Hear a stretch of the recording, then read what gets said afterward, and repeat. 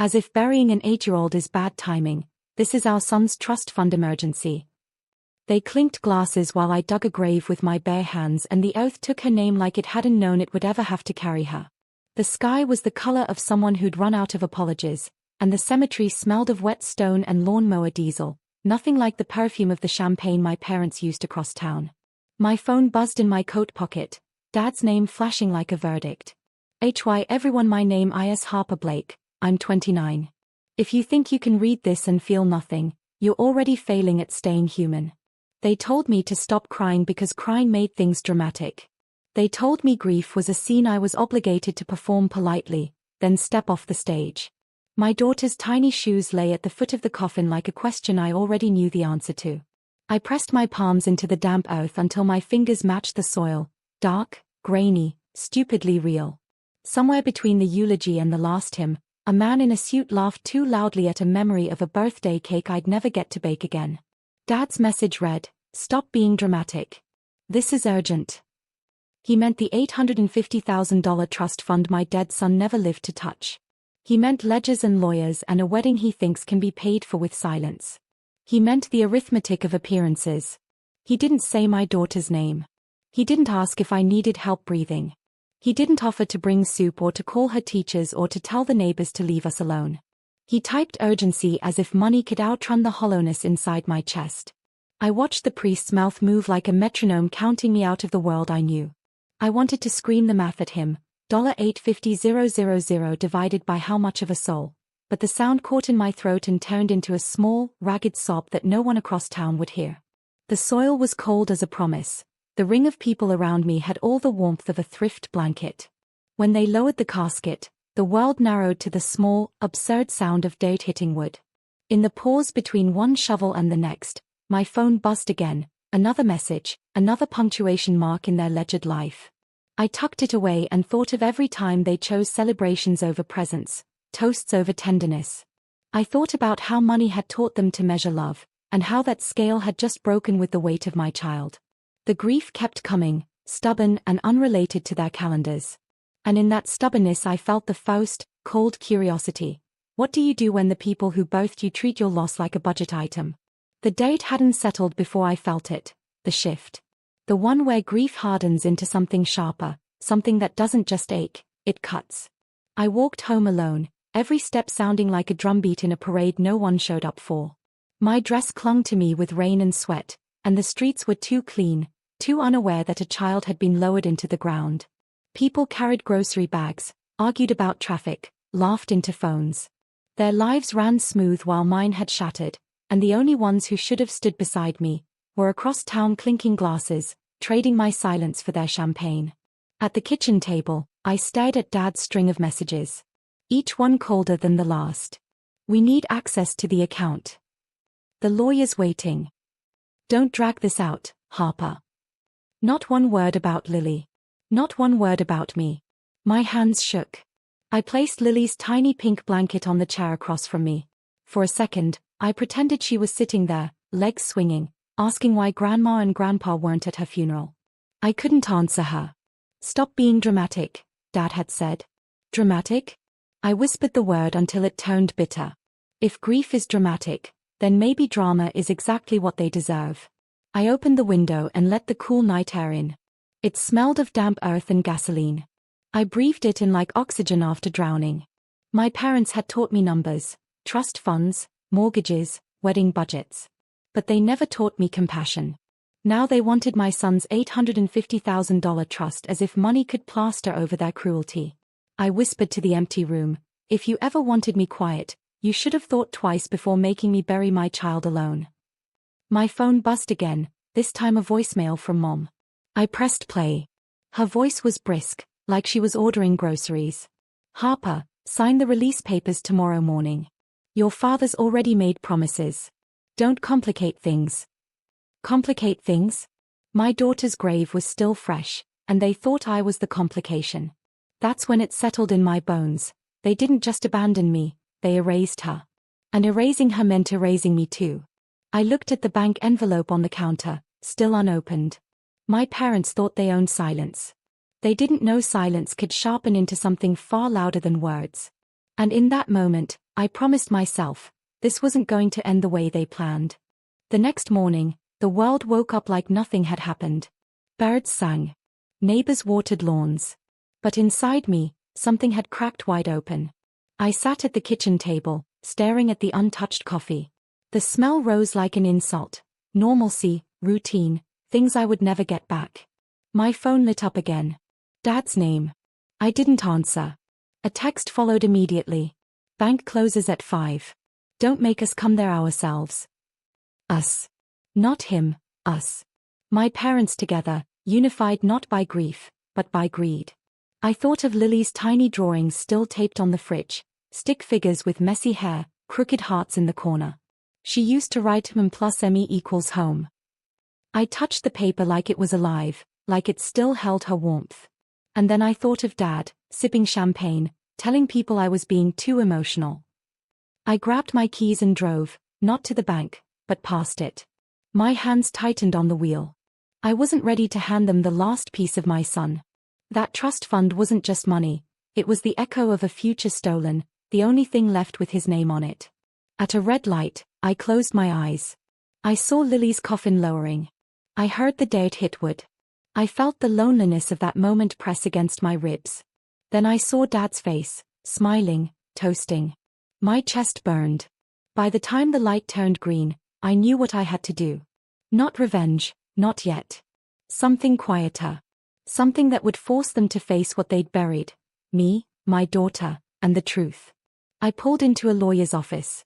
The receptionist looked up, her smile too bright for the storm I carried in. I need to talk about a trust fund, I said, my voice steadier than I felt. It wasn't about the money. It was about power. They thought I'd break, but grief had carved me into steel. And for the first time since the funeral, I felt the faintest flicker of control return. The kind that scares people who are used to owning you. The lawyer's office smelled of leather and old paper, the kind of place where secrets hid in polished wood. I sat across from him, my hands folded so tightly they trembled. He skimmed the documents, brows lifting.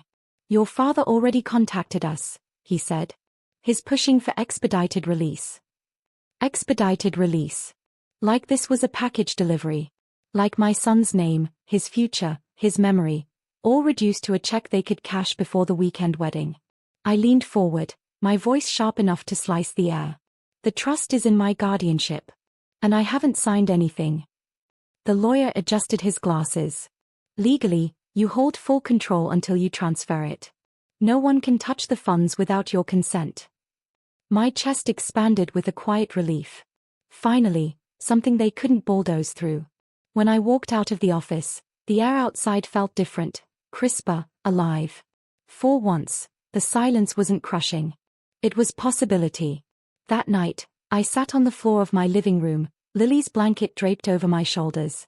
I whispered to her, the way I used to before bed. They'll never take what's yours. I promise. But my phone wouldn't stop buzzing. Messages stacked one after the other. We raised you, Harper. You owe us. Don't be selfish. Your brother needs this. Do you want to be responsible for ruining his wedding? Each word was another stab. Owe them? For what? 4 empty chairs at a funeral? For silence that screamed louder than grief? Finally, I picked up the call. Dad's voice came through, heavy with irritation. Harper, enough games. Bring the papers tomorrow. Think about family reputation. Don't embarrass us. Embarrass. That was their fear, not death, not betrayal, but the neighbors whispering about money. I didn't argue. I let the silence hang, long enough for him to hear what he never listened for, me not breaking. Then I hung up. And in that silence, I realized, they weren't just asking for money. They were testing if I'd stay the obedient daughter, even in ruins. They were about to learn I'd buried that version of me with my child. The next morning, I woke with swollen eyes but a steady pulse. Grief had carved me hollow, yet inside that hollow space, something fierce was growing. I dressed simply, black jeans, gray sweater, and drove to my parents' house. The same driveway I'd walked as a child now felt like enemy territory. Their front yard was strung with white ribbons and flowers for my brother's wedding rehearsal. Chairs stacked neatly, catering vans unloading crates of champagne. My stomach twisted. Inside, the air reeked of perfume and expensive liquor. Mom was on the phone, voice light, laughing. She glanced at me like I was an interruption, not her grieving daughter. "You made it," she said flatly, covering the receiver. "Did you bring the papers?" No hug. No mention of Lily. Just papers. Dad appeared from the den, tuxedo jacket slung over his arm. "We don't have all day, Harper. The lawyer's waiting. Don't drag this circus." Circus. That's what they called my refusal to hand over my son's future. I stood there, looking at the chandeliers, the gleaming marble floors. My parents had built an empire on appearances, on smiling through scandals, silencing truths with money. And now they wanted to silence me. "I haven't signed anything," I said quietly, my voice trembling but unshaken. Dad's jaw tightened. "Do you want to humiliate us in front of everyone? Think about your brother." My brother. The golden child. The reason they drained me dry for years. His wedding, his happiness, his throne built on the ashes of my silence. I glanced at Mom. Her lips pressed thin, eyes cold. She whispered into the phone, "It'll be handled. Don't worry." Handled. Like I was a transaction to be closed. I took a breath, steady and sharp. "If you cared about family reputation, you'd have been at your granddaughter's funeral." The words landed like shattered glass. Mom's face froze. Dad's hand tightened into a fist at his side. For the first time, I didn't flinch. I let the silence stretch until it became unbearable, then turned toward the door. Behind me, I heard Dad's voice break through the tension. "You'll regret this, Harper. We always win." But as the door closed behind me, I knew, this time, they wouldn't. The slam of their door echoed in my chest long after I drove away. My hands gripped the steering wheel so tightly the leather creaked. Every mile I put between us felt like peeling off another layer of their control. Back home, I opened the envelope from the bank at last. Inside, the document spelled it out in black ink, $850,000 in trust, untouched, still under my guardianship. My son's name printed at the top, stark, undeniable. It felt like holding his heartbeat in paper form. I pressed the pages to my chest and cried, not soft tears, but raw, guttural sobs that shook my ribs. When I finally pulled myself together, I made a decision. If my parents wanted to weaponize money, I would turn that weapon in my hands instead. But not with rage. With precision. I called the lawyer. My voice cracked at first, then steadied. "I want to restructure the trust. Lock it. Ironclad. No external claims allowed, not even family." He hesitated. "That will take some work. Your parents won't like it." "Good," I said. "Do it." That night, I ignored every buzzing notification. My phone glowed on the counter with dozens of unread messages. I let them pile up like ashes. Instead, I lit a single candle beside Lily's blanket and whispered, "They won't touch what's yours. Ever." But I knew silence wouldn't hold them back for long. My parents were masters of reputation. They'd spin stories, twist the narrative, make me the villain. Sure enough, the next morning, a neighbor stopped me outside. Her eyes darted with curiosity. "Your parents said you're having trouble coping. That you're making things messy with the wedding. Is everything all right?" Messy. They had already started. I smiled faintly, though it burned. "Everything's fine. Just tell them, the trust is safe." The neighbor blinked, confused, but I walked away before she could pry. Inside, my heart was hammering. They wanted me cornered, isolated, humiliated. But they underestimated something grief had given me, an armor they couldn't see. And they were about to find out what it meant when the daughter they erased refused to vanish. By the time the wedding day arrived, the city glowed with celebration, but in my chest, war drums pounded. The venue was a sprawling hall draped in white silk and roses. Guests filed in wearing diamonds and polished shoes.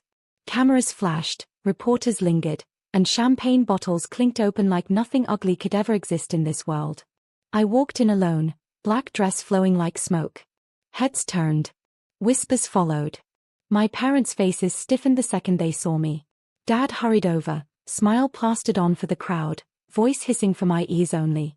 "You weren't invited. Leave before you embarrass us." Embarrass. Always that word. as if truth itself were shameful. I didn't answer. I simply handed him an envelope, thick, sealed. His eyes flickered with greed. He thought it was the signed release. But it wasn't. It was a copy of the new trust structure. Ironclad. Untouchable. Legally sealed so deep not even he could pry it open. His smile faltered, but he didn't dare show it. He slipped the envelope into his jacket and leaned closer. You'll regret this. I leaned back, voice steady. No. You will. Mom swept in then, her pearls gleaming, her grip on my arm like ice. Harper, please. For once in your life, don't ruin things. I looked at her, really looked. The woman who raised me with rules, with cold dinners, with silent punishments. The woman who chose image over love every single time. The only thing ruined here, I whispered, is what you call family. The ceremony began. Music swelled. The bride walked down the aisle. But under it all, I could see Dad fidgeting with the envelope, pale beneath the facade. Mom's jaw clenched so hard I thought her teeth might crack. And me? I sat in the back row, hands steady on my lap, watching their empire tremble under the weight of paper they couldn't bend. For the first time in months, I felt Lily's presence like sunlight on my shoulder. Quiet, gentle, proud. This wasn't the end. But it was the beginning of their unraveling. And I was ready to watch every thread come loose. The reception hall buzzed with laughter and music, but beneath the glittering chandeliers, my parents unraveled in slow motion. Dad slipped out more than once, phone pressed to his ear, barking hushed orders. Mom's smile quivered, the pearls around her neck suddenly looking like chains.